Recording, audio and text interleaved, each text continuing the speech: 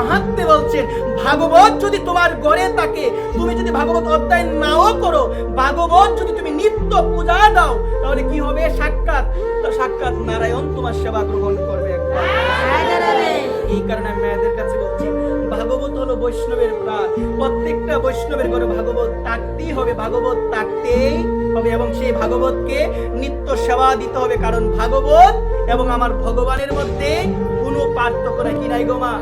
কোনো পার্থক্য নাই। এই কারণে আমি আমার মায়েদের শ্রীচরণ করে অনুরোধ করে বলছি, জীবনে যদি সুখী হতে চাও, ভাগবতীর কথা শুনতে হবে। আমরা দেখতে পেয়েছিলাম রামচরিত মানসে তুলসীদাস বলে দিয়েছেন, এই জগতের মধ্যে সুখ পাওয়ার একমাত্র উপায় হলো শ্রী গোবিন্দের শ্রী পাদপদ্মে আশ্রয় গ্রহণ করা।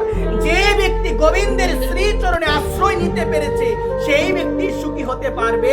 অন্যথা এমন কোনো ব্যক্তি নাই যে ব্যক্তি গোবিন্দের চরণে আত্মসমর্পণ করে নাই, সেই ব্যক্তি যতই তার টাকা পয়সা থাকুক না কেন, যতই সে অট্টালিকার মালিক হোক না কেন, সে জীবনে কোনোদিন সুখী হতে পারবে না। একবার তুলসীদাস বলছেন, গোবিন্দের শ্রী চরণে, গোবিন্দের শ্রী পাদপদ্মে যদি তুমি মনটাকে নিবেদন নাই করতে পারো, জীবনে কোনোদিন তুমি সুখী হতে পারবে না। যেদিন তুমি তোমার মনটা গোবিন্দকে দিয়ে দিতে পারবে, গোবিন্দকে বলবে, গোবিন্দ তোমাকে দেওয়ার মতো তো আমার কিছু নাই, রাধা রানী তোমাকে দেওয়ার মতো তো আমার কিছু নাই, কিন্তু আমি আমার মনটুকু তোমাকে নিবেদন করে দিলাম, সেদিন থেকে তুমি পরম আনন্দের সুখ পাবে, সেদিন থেকে তুমি পরম সুখের অন্বেষণ তুমি পাবে। একবার এই জগতে মা ভগবান অনাদিরাদি গোবিন্দ ভগবান গীতায় বলছে যে অর্জুন দুঃখালয়ম অশাশ্বতম।